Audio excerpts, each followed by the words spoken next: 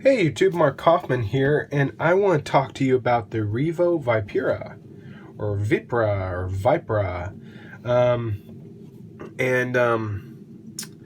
This is an interesting little knife. This is a 2-inch bladed knife with a full deep carry pocket clip.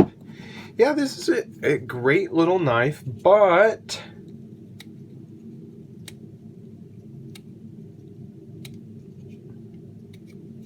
oh, wow, finally got my knife open.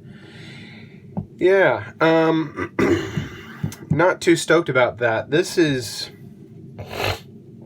Just got this fresh in the mail, and I have just decided that I am going to ditch the really nice pocket clip and just make this into a small pocket knife, just to throw in the bottom of my pocket. Here's a good look at the knife here, and you can see that it is tiny. We do not really have a big sharpening choil there. Not really done that great. And I bought this off of Blade HQ under the idea that this was made in the United States. I don't know if they changed it or did anything to it recently, but this is made in China. Their listing says it was made in the US, and I paid, I think, under $30 for this, thinking it was made in the USA, and I didn't really want to deal with Blade HQ's return policy because their return policy and returns department, I just don't want to deal with it. I've heard horror stories about it, that it's just a pain in the butt. So what I'm going to be doing with this is I'm going to remove this pocket clip. I'm going to see if it will fit on a Kershaw of mine, or see if it fits on a different knife of mine, because this is actually a really well done deep carry pocket clip. It's very well done. I don't necessarily have to have recessed screws on my pocket knives, but it does seem to work very well. But I'm just going to dedicate this in the same class as my Spyderco Dragonfly. So here's a good comparison, and that's what we're looking at. I mean, this is about the size of a Spyderco Dragonfly, and we have a really really tough opening hole to get to. If this line here grooved gradually down flush or almost flush to that liner, that would easily give me enough leverage and enough room to get that fat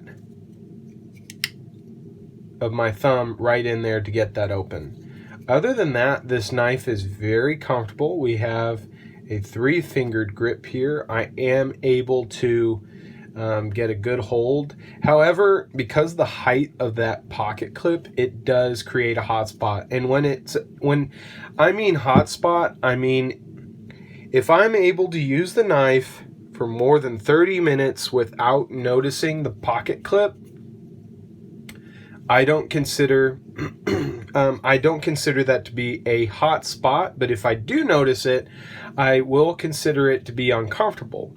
But if it's a hot spot for me, and if I'm holding the knife, just holding the knife, and I clinch it and hold on to it, and I'm able to feel the pocket clip digging into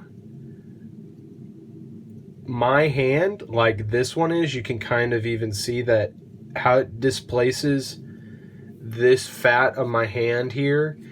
Yeah, that is a hot spot in my book. I even try holding it here in my palm and just kind of get a hold here like this, and I'm still feeling this opening hole here going. So I'm really feeling these two bars here going into my palm.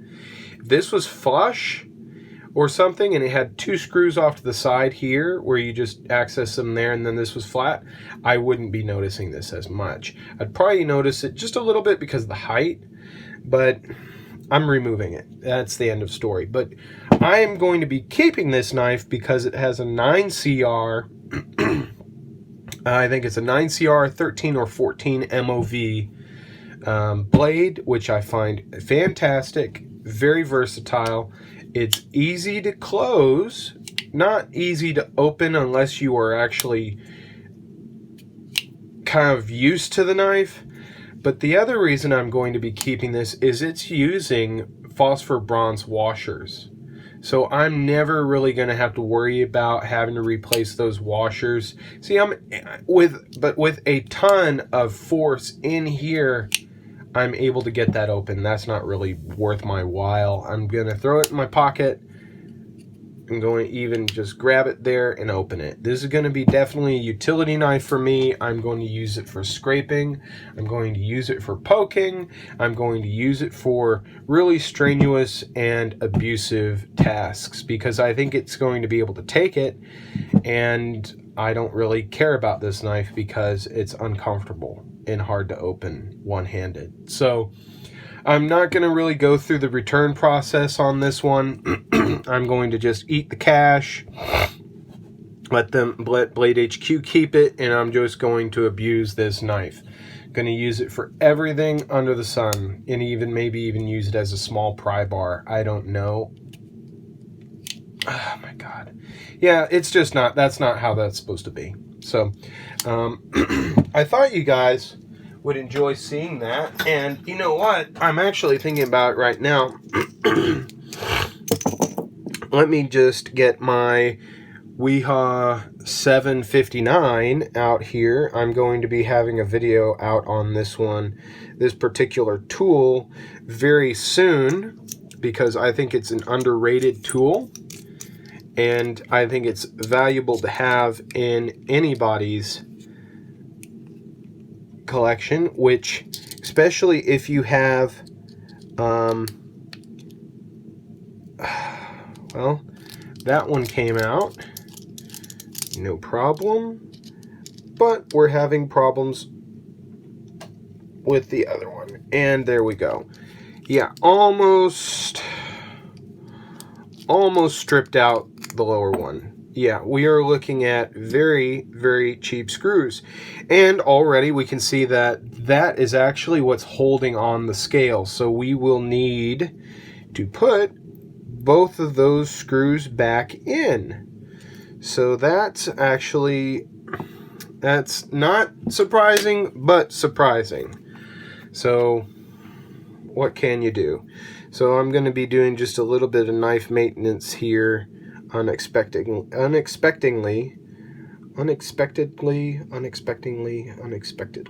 Yeah, there we go. Unexpectedly.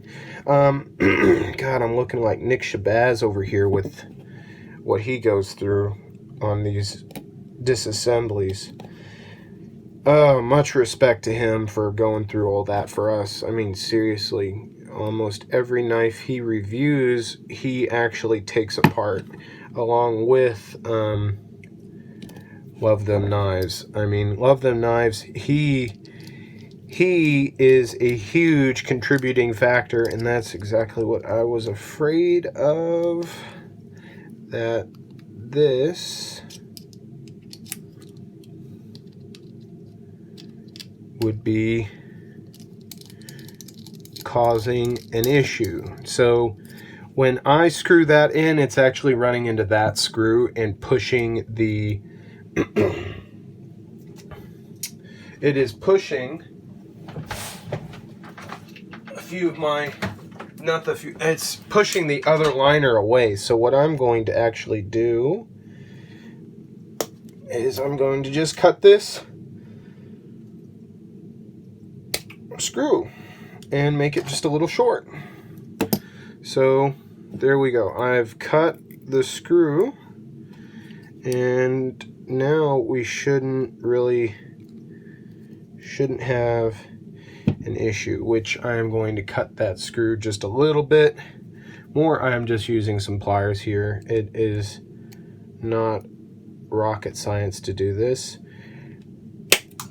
There we go. Hopefully that was not too much, which I actually feel it may have been. So we have some extra screws, so don't worry. Alright, let's take a look. Didn't expect to do this for this video, so this is going to definitely run just a little longer than my normal videos, but okay. Not a problem. Not a problem. So, yeah, we should be just fine there. And we can, well, that screw is stripped out. So that lower screw is stripped. This one went back in, no problem. I am not even going to fuss with that any more than I already have, unless this screw from my Kershaw will work. Let's see. Let's take a really quick gander.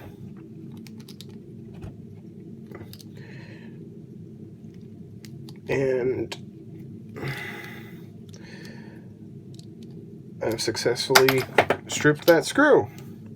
So that really kind of stinks, but there's enough sticking out there that I could probably grab it with some needle nose pliers and give it a little bit of a twist.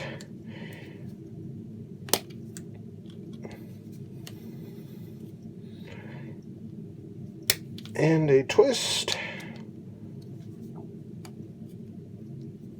And a twist.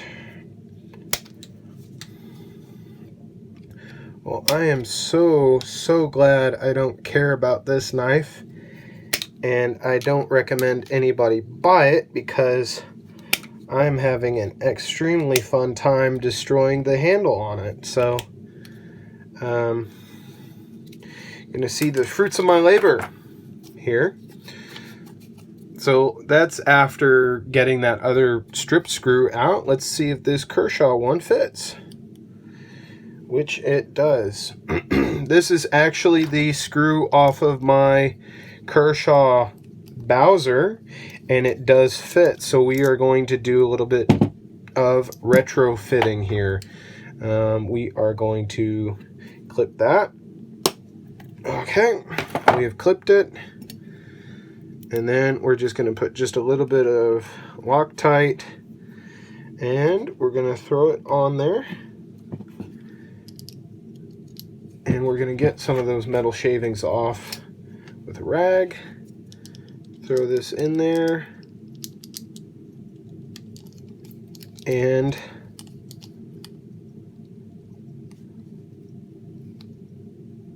that's good enough.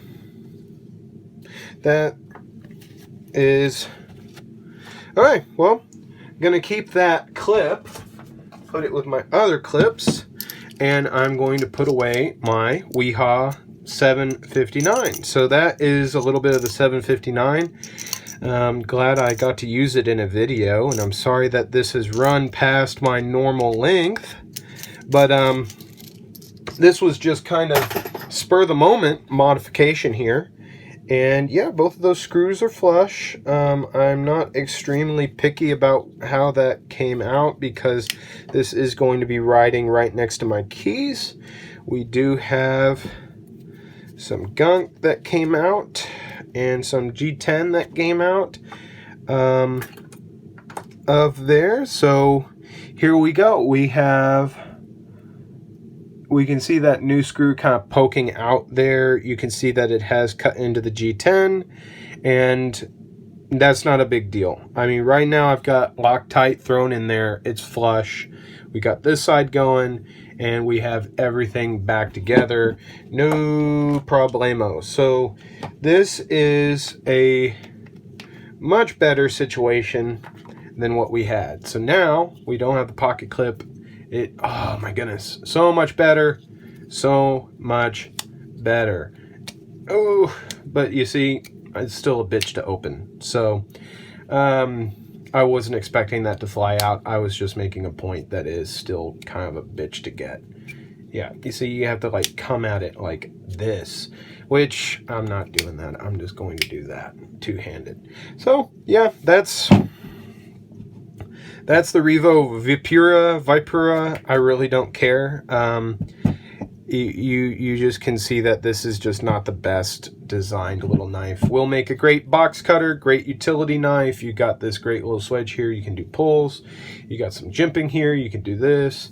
So I mean, it's what it is.